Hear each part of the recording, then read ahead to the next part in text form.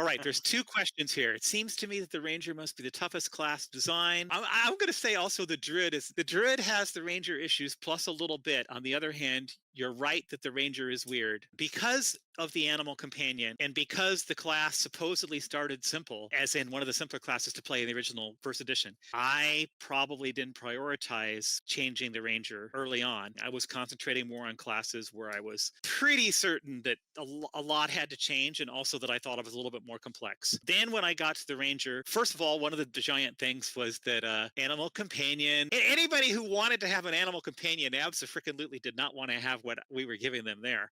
So therefore it was Yeah. like, all right, back up, go ahead, rethink it. You've got to go ahead. And if you're designing something at all, it needs to be aimed at the people who like that thing because otherwise, it's kind of like, hey, we've made a computer game that's for people who don't like computer games. And it's like, well, congratulations. It's not going to be Yeah. that fun.